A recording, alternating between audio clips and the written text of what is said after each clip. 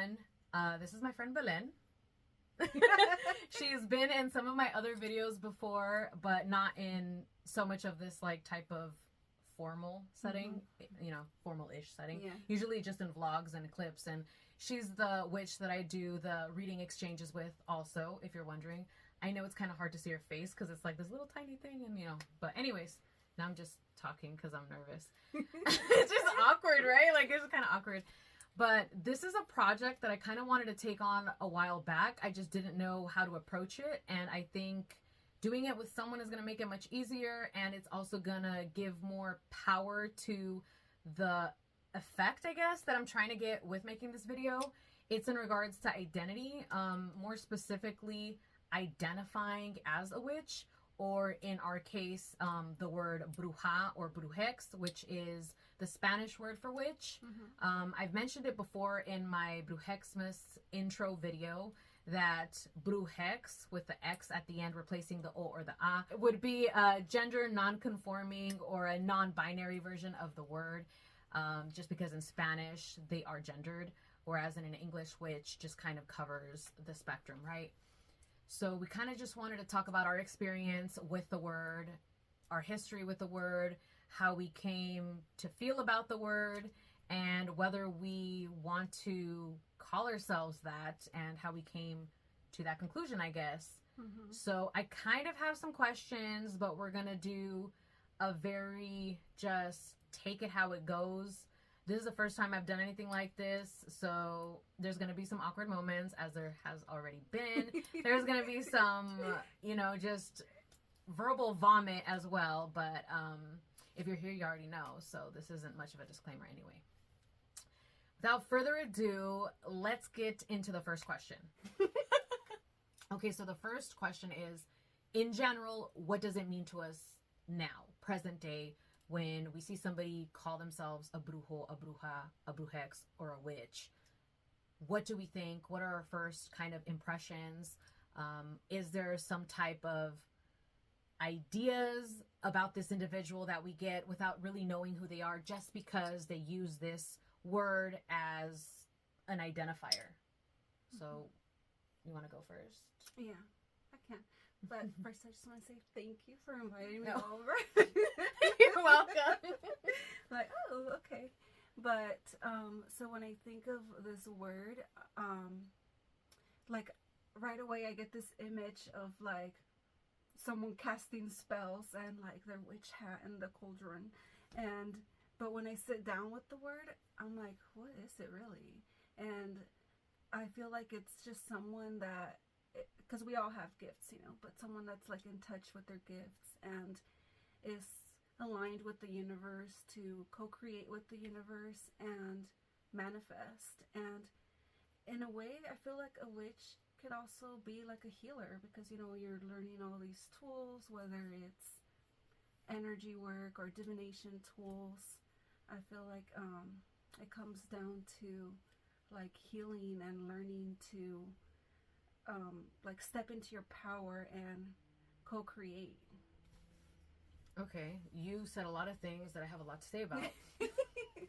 Being on the online community for a while, and also seeing other witches, how they carry themselves and how they are with other practitioners, has definitely given me a whole rainbow of flavors with that. So obviously, just like other communities, there's going to be people that don't like each other. There's going to be, you know, what you call witch wars. There's going to be conflict, and it isn't always, you know, love and light. So that was like kind of like my sad realization, because at first I thought we're all witches, so we're all going to understand what it's like to be othered. And that was something that was kind of like this hopeless romantic view of witchcraft. Okay. And you know, that's not the truth. And I think that we feel that way a lot when we feel alone, and then we find communities that are a little more like us. We are more prone to just kind of fall head over heels for them, because we think, oh, finally my prayers are answered, or my manifestations, exactly, my people, my tribe. Oh, I hate that word used like that, but yes, like that's kind of like, that was my first impression. You know, at first when I would see the word witch, I would like, oh my gosh, my people, you know. and that's not 100% the case, or that's not the case 100% of the time. So that was a little disheartening, but it was also very like rose-colored glasses, very like childlike innocence type of way to look at things. So I've since grown. And now when I see witch, I don't want to say I'm skeptical, like I don't believe them, because I feel like everybody has their own abilities, like you said. But I definitely think of, interesting. I want to know more about their path. I want to know more about their belief systems, their practice. What does that look like? I just really become more curious about what it is they do that makes them into like this witch. And it's not about like competition. It's not about, well, if they do 3 spells a week, then they're a witch, and if they don't, they're not. Or I do 5, so I'm better. Like, that's not what I mean. It's more of like, you know, different strokes for different folks. Some people never cast spells. That would never be me, but some people never cast spells, and some people, well, you know, I don't have to get into that. There's just this weird bag of tricks that make people a witch. Like some people use divination, some don't. Also, that would never be me. But you know, there's just all these different things that they put into this bag, and together that's their witchiness. Their witchiness, yeah. Right? So I don't even know if I answered that question right. I kind of just started rambling, but you kind of made me think of the healer aspect. And this kind of leads and bleeds more into like the history that I have with the word. And maybe we can now just kind of go into that. Okay. So, growing up, and we have a lot of similarities in this, so, you know, you don't have to repeat everything I say, but, you know, whatever, jump in whenever. Growing up, the word witch was demonized, and it was used as an insult and as a scare tactic, and mainly towards women. That was my experience. So being able to associate healer and witch together was something that I wasn't able to do until I was a witch. Like, I thought they were 2 different things. And of course we know that just because you're a healer, you might not identify as a witch, right?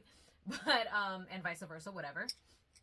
But I used to think that they were separate, and I don't think that now. I think that as a witch, you are the healer, you are also the cursor.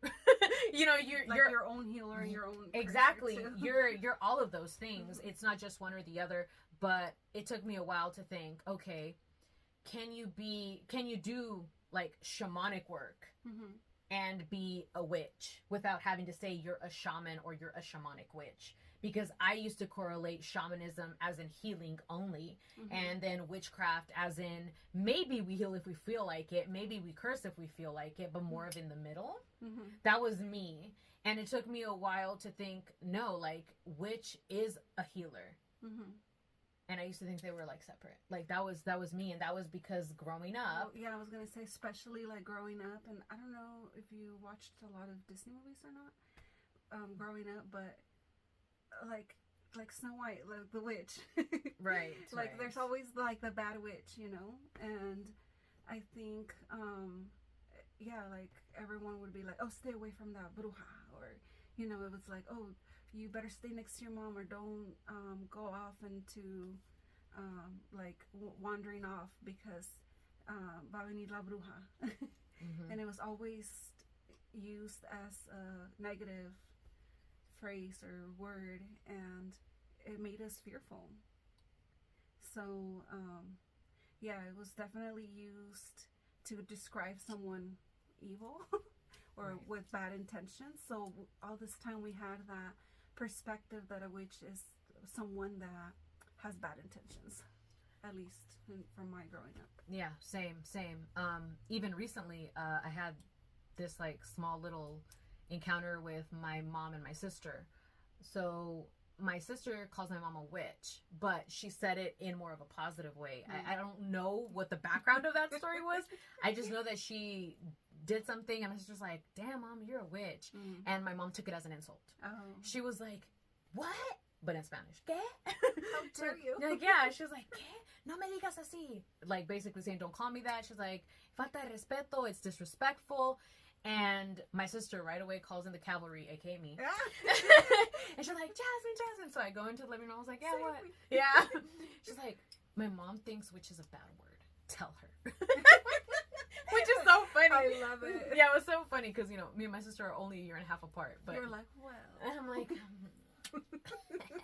no, but I was like, but what's the problem? Mom was like, well, you know, she called me a witch. And I was like, so?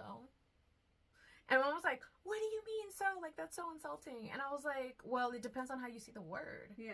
And then I told her, I was like, for example, me, I was like, witch is a term of empowerment. I was like, I see witches as very powerful beings. So if somebody calls me a witch, I'm like, thank you. Exactly. So that was just like this small little moment. But this only happened a couple of days ago. And I thought we were kind of past this with my mom because now there are occasions where I do something and she'll call me bruja. She's like, eres una bruja, you're a witch. But not like in an accusatory, like, but like kind of like I'm doing a smoke cleanse in the house and they're like, oh yeah, you know, she's doing her brujeria, she's doing her witchcraft stuff in a neutral tone. So for her accepting. yeah, like in an accepting way. So I'm like, okay, so then why is it an insult when somebody calls you that? Yeah. But you can call me that and be cool with it. And I'm like, so, you know, obviously I didn't take it personally, but I was thinking there's a lot of unpacking that she needs to do with that term. I've noticed that too, though, like when you're like, when even growing up, like you said, oh, so-and-so's gonna probably stop by, or you think about someone and they end up stopping by and it's like, oh, see, it is bruja. But it wasn't used in a negative way there, so it's kind of contradicting, right? It's like, make it make sense, right? Apart from all of the superstitious stuff that they put in us growing up, you know, apart from the holistic remedies and all of the herbal stuff, like there's a lot of questionable shit going on. Realize, right, witchy things, right? So it's like they're kind of aware of its power, but they never really sat down with the word, and they just kind of go based off on what was taught, or you know, the things passed on. Right. I feel like it's a knee-jerk reaction, like automatic, like no, you know, and at least from my perspective, my parents never really had what it seems like the time to deconstruct titles and terms and question things as much as our generation is doing. So a lot of it was, it's either bad or it's good, and if it's bad, I don't want to be associated with it, or I'm going to hide it. And if it's good, then that's what we're going to teach our children. We're not even going to bother with that. Instead of trying to explore it and find out, is it really bad? And I think that that's kind of where, like, they come from, and a lot of their belief systems. But, you know, this kind of leads me to what I wanted to touch on next, which was the whole colonization aspect of it all. Because me personally, like, growing up watching the Disney movies, you know, they're in English. They're not in Mexico, you know, and it made me feel like the term witch was also only like a European term or a term that people that spoke English could use. I didn't think it was a term that Mexicans use except for to explain supernatural monsters, which kind of leads me to the whole lechuza. Okay. So the owl, right? Right. So, I don't know if you grew up with this, but the way that I understood it, a bruja or a brujo wasn't just like a witch or a sorcerer. It was somebody who was kind of a monster that would shapeshift into an animal, more than likely a lechuza. So sometimes when there was like a lechuza or an owl flying, and it would screech and it would startle people, a lot of the times they'd be like, es una bruja. So growing up, I thought it wasn't a person. It was this being, this monster that could only transform into human form to be able to blend into the regular people. So for the longest time, I didn't even think it was an actual title that we could use. And you know, like the whole European witchcraft being more popular in the US, I was feeling like, okay, like you're only a witch if this or that. You do things this specific way, you know. So it took me a while to think that we could even use that term. And when I brought up colonization, a lot of what happened was the whole healer thing, right? If they thought that you were good and you had these natural remedies, you were labeled a healer. But if they didn't, no matter if you could heal or not, you were now a witch, and you were othered, and you were basically excommunicado from the community. So there's all these little pieces that I just keep thinking about, and how they shaped my belief system growing up, and how I had to kind of deconstruct by looking back into history and reading a lot of books to be able to sit with the term and be like, no, this is the term that I sit with the most. Okay. And don't even get me started talking about curanderismo, because that's a whole other topic. But I don't know if you want to add any more to that. Kind of like like the owl thing when you mentioned shape-shifting. Growing up, I don't think I was familiar with that, but just anyone seeing an owl, it was kind of considered a bad omen, or like, oh, something bad's gonna happen. But I didn't really know why. Like, I felt like it was like they knew something and they would just keep from us, like it was secret, it was a mystery. Yeah. So that kind of makes me think of, like, if they'd say, okay, it's a lechuza, it's a bruja, like they were thinking there's this evil creature that shapeshifted into this animal to come and spy on us. And so it was considered a bad omen, because if they're coming to spy on you, it's probably not to give you a blessing, because they didn't believe that they could give you blessings, right? It was all negative. It was all bad. It was a lot of victimization too. Like, oh my God, I'm powerless. They're just going to come here and do whatever they want with me, which was another reason why I'm like, ew, why would we want to believe that? Right. Like, first of all, it's not convenient, so no thank you. But it's funny because the owl is actually one of my favorite animals now. Like, it's actually one of my first tattoos. That's right. Show them your tattoo. Can you see it? I don't know. It's kind of... Oh, it's right there. Yeah. So that's pretty interesting. Yeah, that's another way to reclaim. Yeah. You know, taking those things that the culture raised us to be scared of or see as negative, and flipping it on its head with the narrative and using it as a form of empowerment. And speaking of reclaiming, earlier when you mentioned that when you thought of the word witch, that you right away thought like, oh, brotherhood, sisterhood. Like, it made me think like, oh, did you always consider yourself a witch, or when were you like thought of yourself as a witch? I never considered myself a witch growing up. Like I said, I didn't think it was anything that we could even identify as, because of what I saw portrayed. But I loved being a witch, so almost every chance that I got, I would dress up as a witch. I didn't, like, I'm not a thespian. I'm not, like, you know, a super great actress. But whenever there were plays, the first time I actually was a witch in a play was for Macbeth. And I loved it. I remember getting in those clothes and just loving the feeling. I remember even changing my voice. Like playing the part. Yes, like I was like, yes, I loved it so much. So much so that they ended up recruiting me for the Beauty and the Beast play, and playing that witch. And same thing, you know, like I remember I had this whole entrance where I had to walk from the back of the auditorium to the front to get on the stage. And the whole time I'm walking with this cane, and it's quiet, and the whole area is dark, and I'm just like feeling it. Like, I even get chills just thinking about it, because being that small and just feeling so powerful, playing these characters that weren't supposed to be the good characters. But I never saw it as in I'm being evil. I just thought how fun, like, how this powerful. It just felt so powerful to me. And then also, like you've mentioned before, like kind of getting social anxiety and stuff like that, and then being put into that character, like being able to like put that behind you, right? Like right now I'm not me, I'm someone else. So like that's just cool, like playing the witch part, and like, oh, this is a powerful that's not scared of anyone or anything. Like, I think that's pretty interesting too. Yeah, I think the witch archetype was probably the first archetype I ever worked with. And it definitely provided empowerment and just a lot of, should I call it fire, into a place. Fire is your thing. Yeah, you already know. But yeah, so like I didn't feel like, oh my God, I'm a witch and I'm casting spells when I was little. I wasn't like that, but there were times where I would want things and I would get them. So there's specifically a couple of memories, but I'm just going to focus on one. Okay. I was in second grade, and my second grade teacher used to do a raffle every Friday, and she had a can with popsicle sticks and all the kids' names on them. And I don't remember if she did like 5 rounds or 10 rounds, but she would have all these little tiny prizes, and then she would like do this and then pick one and pick one. And I remember that day, I don't know why I thought this, but it was during the time, I guess, maybe that it was popular, like cross your fingers and things are going to happen for you. So I remember thinking, like, I really want to win. Like, I really want to win the prizes. I don't know why. So I cross my fingers. I'm like, I'm good. She's going to pick me. She's going to pick me. She's going to pick me. And she picks me. And I'm like, oh, that's so cool. And then my greedy ass was like, let's go again.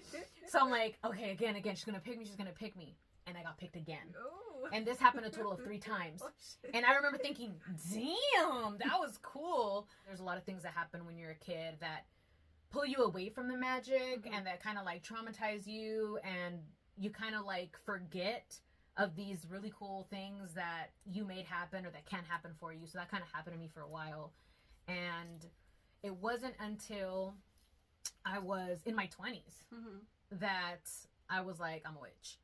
And it wasn't even like, oh, I'm like going to see what I can find. It was literally like, I'm buying all the books. I'm a fucking witch. It was weird. Okay.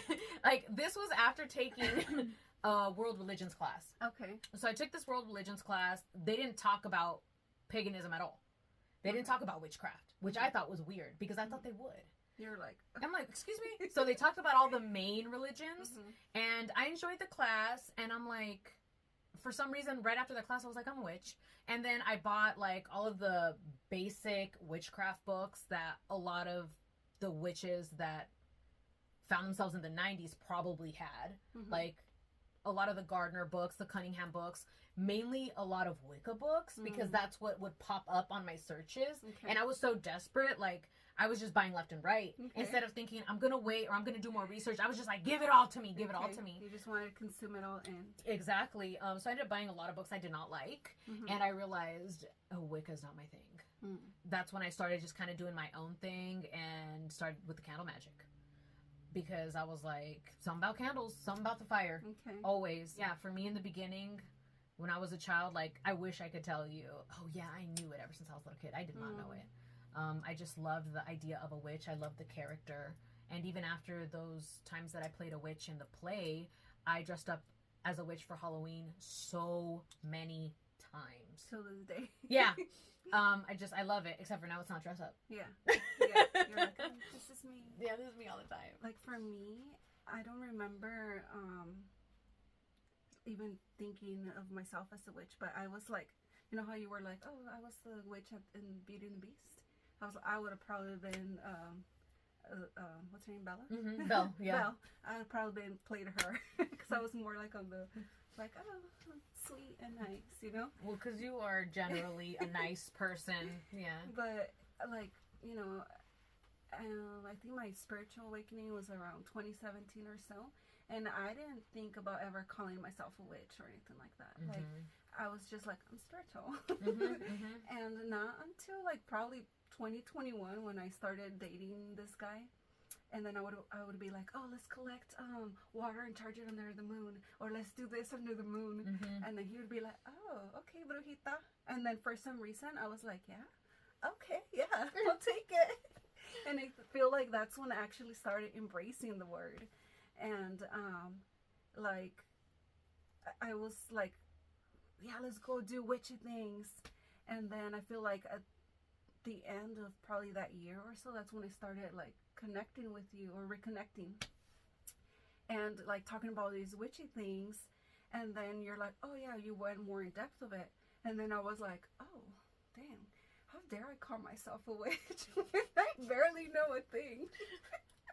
And then it just kind of like made me think like, oh well, what makes someone a witch, you know? And then kind of like reading more into it, and I was like, okay, well, I guess I could call myself a baby witch, because I'm still kind of, I mean, I still consider myself a baby witch, because I'm still like learning, like kind of how you mentioned, what'd you say, Wiccan? Wicca? Yeah, Wicca. See, like even that, I'm not super duper familiar with all the labels or the names, but it's like I'm still learning and reading on it, but I can still consider myself a witch, but it's still hard for me to call myself that, mostly because of like the history with like the family and stuff. And like with friends and stuff, I feel like I embrace it, kind of like you said, within that community. Like, yeah, I'm a witchy. Let's go do witchy things. But when it comes to family, like reunions, and they're like, oh, the brujitas here. I kind of shy, like that's me. So it's funny how a label or a word can do a great effect, though. Yeah, I actually have a story about, well, I'll just get into it. So I was on a trip with a friend and her significant other. So it was me, it was my partner, one of my best friends, her significant other, and myself, obviously. Oh my gosh. So we're on this like mini vacation or whatever, and I carry certain things with me when I travel. I always have some type of incense or smoke material with me. So we had arrived to this bed and breakfast, and I was unpacking my witchy stuff, and I was telling him, I was like, look, I'm gonna go around and I'm gonna do this with the incense stick, like da da da da.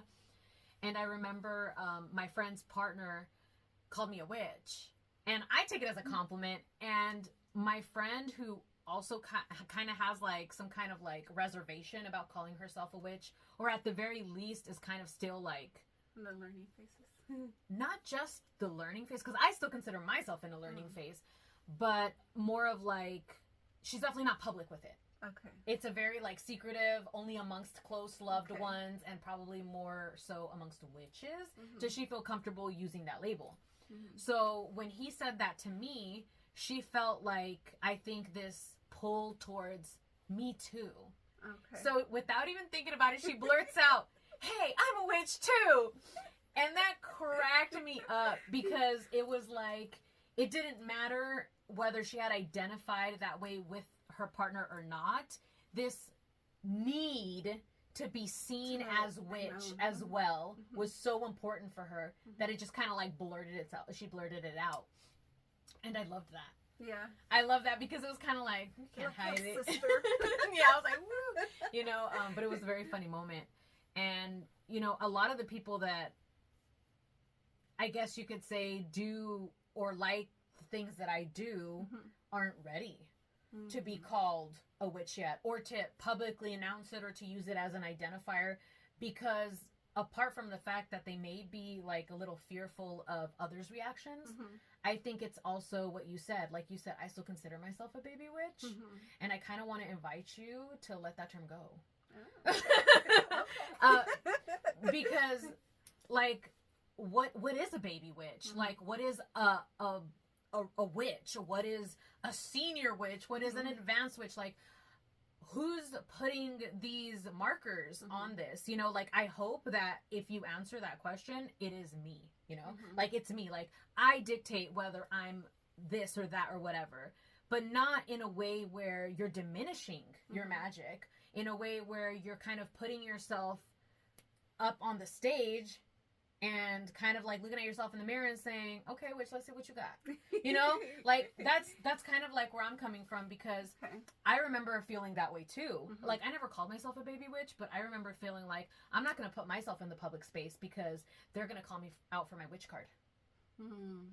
They're going to be like, oh, you calling yourself a witch? Well, did you do this and this and this and this and this? You know, this whole list of things that are going to basically out me.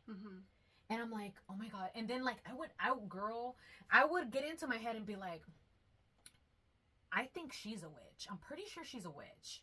And she's going to see me and she's going to be like, that ain't no witch. and that's so sad. And it's also disheartening, because you're letting somebody else not only tell you who you are, but like, think about the power that you're giving away, because you could say they're taking it away, but you're giving it away. That's true. You know? So to me, it's like, no, I'm a witch. Right. So every single time that I said that to somebody, whether it was somebody I just met or somebody that I love, or on the internet, even my name, Jazmine the Sage, like all of those things are a means of me claiming that power that I already know that I have, but also putting it out there so that I can't take it back.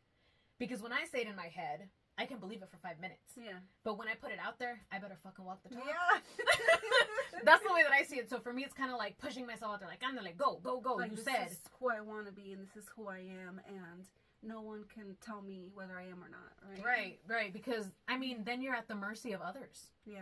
You know, then where is your autonomy? Where's your freedom? And that's a big deal for me, personally. That's a really big deal for me. And everybody comes into it differently. Some people come into it and they're more of, like, readers, like you are. Like, you were putting yourself out there for readings before I ever even thought I would be exchanging readings, to be honest. You know, and I consider myself a witch. And you were like, I don't know. And I'm like, what? That's weird. Like, I thought that was so weird. But, you know, like, I wasn't going to be like, what are you talking about? Like, you know, I was going to let you, like, go into that on your own. But I saw you as so courageous because you were willing to do that and I wasn't. Oh, thank you. So that was, like, a big deal for me. And it's also important for me, for the people that I look up to understand their power. Because if I'm looking up to you, if I'm looking up to you, girl, you better step in. No, but, yeah, like, I remember thinking, like, you're doing all these things that I don't have the courage to do in the public eye. So that was, like, a big motivator for me. It really made me want to come out of my shell more. And it has, like, being in this friendship with you has definitely made me a stronger witch. So this is just one of those things. Like, even doing this conversation with you right now is not something that I think I was going to do. Like, to be real. You're like, down the line, I don't know. Because I know this has been, like, back of your mind, like, talking about this topic, right? But, yeah, I guess having a conversation like this is different, too. Yeah, it is, because we end up getting on tangents, and then the video is so damn long, and I don't know. And now I feel like I'm just fucking That's talking. True. 35 minutes. Okay, I'm going to pause right now. We could honestly keep talking about this forever, but I think we need to stop for the sake of time. I don't feel like I'm going to edit a whole lot out, so it's still going to be a longish video. I guess I want to end this by flipping the question back over to whoever feels called to comment about this.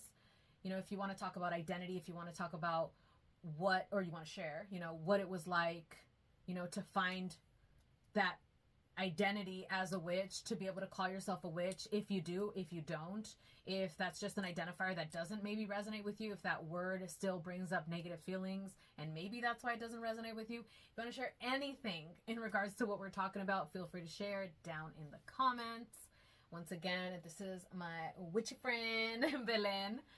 I'll go ahead and add her IG below. She does do readings and she does have an online Etsy shop. So if you want to support her, her links will be down below. And do you want to say any closing words? No, I just think it's going to be, like, interesting, like, because, you know, like, your perspective of the word, my perspective. So now hearing their perspective in the comments, like, it's something to look forward to. Yeah, and maybe we'll do, like, a part 2, 3, 4, 5, 6, 7, 8. Something. Okay, thank y'all for tuning in. Bye.